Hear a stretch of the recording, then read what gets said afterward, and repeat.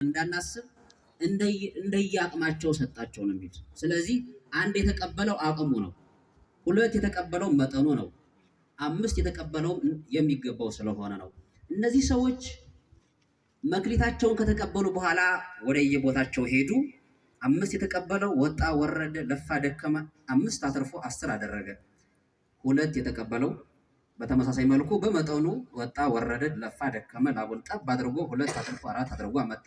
አንድ የተቀበለውስ ወደ ርዕሴ የደረስኩ ገንዘቡን ተቀበለና ወጥቼ ወርጄ በነግድበት ብከስርስ፣ ሌባ ወንበዴ ሽፍታ መንገድ ላይ ቢቀማኝስ፣ ስለዚህ ቶሎ ብዬ ማንም ሳያይ እቀብራታለሁ አለና ወስዶ ቀበረ። የጌታውን ወርቅ ነው። ልብ በሉ፣ ጌታው የሰጠው እንዲያበረክትበት ነው። አሁን እንደነገርኳችሁ ሐሳቡን ላለማስረዘም ይህ በምሳሌ የተነገረ ነው። መጨረሻ ላይ ምን ሆነ? ከብዙ ዘመን በኋላ ጌታቸው ገንዘቡን ይተሳሰባቸው ዘንድ ማለት ምን ያህል አትርፈው እንደሆነ ይተሳሰባቸው ዘንድ መጣ፣ ቆጠረ። ባለ 5 ና ተባለ፣ ገባ፣ እጅ ነስቶ አቤቱ ጌታ ሆይ 5 ሰጥተኸኝ ነበር፣ 5 አትርፌ 10 አደረግኩ አለው። ጎሽ አንተ በጥቂቱ ስለታመንክ በብዙ ትሾማለህ ተብሎ በጣም ተመስግኖ ወደ ጌታው ደስታ ገባ። 2 የተቀበለው መጣና በተመሳሳይ መልኩ ጌታ ሆይ 2 ሰጥተኸኝ ነበር፣ 2 አትርፌ 4 አድርጌ አምጥቻለሁ ተባለ። እሱም ተመሰገነ። ቸርና የታመነ አገልጋይ ተብሎ ተመስግኖ ወደ ጌታው ደስታ ገባ፣ ተሾመ፣ ተሸለመ። 3ኛው መጣ፣ ወርቁን የቀበረው። እነዚያኞቹ ወርቁን ከመጠን በላይ ያበዙ ናቸው። ትርፉን ለራሳቸው አስቀርተው 5ቷን ብቻ ተርፈው ነበር ያመጡት። ይህ ገብቷችሁ ከሆነ 5 የተቀበለው ሰውዬ 5 ብቻ አይደለም ያተረፈው። 5 ብቻ ተረፈም አላለም። ለሰውየው የሚፈለገው 10 አድርጎ መስጠት ስለሆነ 10 አድርጎ ለሰውየው መለሰለት። ከዚያ በኋላ ያለው ትርፉ ለራሱ ነው የሚሆነው። በተመሳሳይ መልኩ ባለ 2ቱ ባለ 1 የሆነውና ያልታደለው ግን መሬት ቆፍሮ ቀበረ። ሲመጣ ግን ጌታው ምን አለው? አንተ ክፉና ጨካኝ ሰራተኛ፣ እኔ ካልዘራሁበት የማጭድ ካልበተንኩበት የመሰበስብ እንደሆንኩ ይታወቀኛለህ። ይህን ተናግሮ ስለነበር ስለዚህም ያንተን ገንዘብ ነስተው ላለው ይሰጡታል ብሎ ወደ ጽኑ ለቅሶ ወደሚደረግበት ጨለማ ውስጥ እንዲያስገቡ ታዘዘ። ከዚህ በኋላ ውጤታቸው ተለያየ። ልብ በሉ፣ ገንዘባቸውን ወጥተው ወርደው ያተረፉት ተመሰገኑ፣ ተሾሙ፣ ተሸለሙ፣ በጌታቸው በንጉሱ ቤት ነግሰው ኖሩ። ወርቁን የቀበረው ግን ወርቁን ተቀማ፣ ተገሰጸ፣ ቀጠለና ጨለማና ለቅሶ ወዳለበት ቦታ ተጣለ። ውጤቶቹን እዩዋቸው። የሰራውና ያልሰራው እንደየስራው ተለያየ ማለት ነው።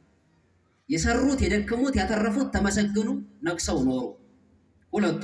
አንድ የተቀበለው ግን ወርቁን ቀበረ፣ ምንም አላተረፈም። ለዚያውም ደስተኛ ሆኖ አልከረመም። አሁን ሌባ ይወስድብኛል እያለ ጥሩ ህይወት አልነበረም። የማይሰራ ሰው እንደዚህ ነው። የማይሰራ ሰው በስራ ውስጥ የሚያሳልፍ ነው ህይወት የተሻለ ሰው የሚባለው። ከዛም ትልቅ ተግሳጽ ደረሰበት። በሰው ፊት የሚያሳፍር ተግሳጽ ደረሰበት። መጨረሻ ወደ ጨለማ ውስጥ እንዲገባ ሆነ። አሁን ወደኛ እናምጠው። ይህ ምን ማለት ነው? ንጉስ የተባለው ንጉሠ ሰማያት ወምድር መድኃኔዓለም ክርስቶስ ነው። ባለጸጋ የተባለው ሰማይና ምድርን በመሃል እጁ የያዘ በየሰከንዱ የሚነፍሱትን ነፋሳቶች በየሰከንዱ የሚፈነጥቁትን ብርሃኖች የፈጠረ የሚታዩና የማይታዩ ፍጥረታትን የፈጠረ ባለጸጋ የተባለው መድኃኔዓለም ክርስቶስ ነው። ሰራተኞች የተባሉ በዓለም ያሉት ሰዎች ናቸው። እነዚህ 3ቱ ሰራተኞች የዓለምን ሰው የጋራ ህይወት የሚወክሉ ናቸው። 3 ደረጃዎች ናቸው። ባለ 5 አለ፣ ከላይ ስንወርድ ባለ 2 አለ፣ ባለ 1 አለ። እነዚህ ዓለም የሚዋቀርባቸው የህይወት መስመሮች ናቸው። ባለ 5 የሚባለው ከፍተኛውን ባለጸግነት የያዘ፣ ባለ 2 የሚባለው መካከለኛውን ኑሮ የያዘ ሲሆን በጣም ታች ያለው ደግሞ ከድህነት ጠለል በታች ያለው በጣም ድሃ የሆነ ማለት ነው። እነዚህ አሁን በዘረዘርኳቸው ውስጥ እዚህ ውስጥ ያለ ሰው አለ። ከፍተኛውን በመጠኑ ማለት ነው። ከፍተኛውን ባለጸግነት የያዘ፣ መካከለኛውን የያዘና 3ኛ እዚህ ውስጥ በደንብ ልትረዱ የምገባው ልትረዱ የሚፈልገው ነገር ቢኖር ምንድነው? አሁን እዚህ ጋር ታሪኩ የተቀመጠው ባለ 1ዱ ነው የቀበረ፣ ባለ 1ዱ ቀብሯል። ታሪኮች ግን ሊለዋወጡ ይችሉ ይሆናል። ወደኛ ሲመጡ ባለ 5ቱ ቀብሮ ባለ አንዱ የሚያተርፍበት አጋጣሚ ሊኖር ይችል ይሆናል። ወደኛ ሲተረጎም የሆነ ታሪክ በዛው ብቻ የሚቀጥል አይደለም። ልንገራችሁ፣ አሁን እኛ የእግዚአብሔር ፍጥረታት ነን። ከእግዚአብሔር ያልተቀበልነው ነገር የለም። ሐዋርያው ቅዱስ ጳውሎስ እንደነገረን ምን ትበከ ዘይነሳይከ እምካልከ፣ ያልተቀበልከው ምን አለህና? እኛ ከእግዚአብሔር ያልያዝነው ምን አለ? አንድ የመጀመሪያው ከእግዚአብሔር የተቀበልነው መክሊት ሰውነታችን ነው። ከራስ ፀጉራችን እስከ እግር ጥፍራችን ድረስ ያለው በሙሉ እሱ ነው። የጌታውን ወርቅ ቀበረ። በደንብ ልብ በሉ። የጌታውን ወርቅ ቀበረ። ከእግዚአብሔር የተቀበልነው ወርቅና መክሊት በመጀመሪያ ሰውነታችን ነው። አካል ዘየአክል ይባላል። የሚበቃ አካል ነው።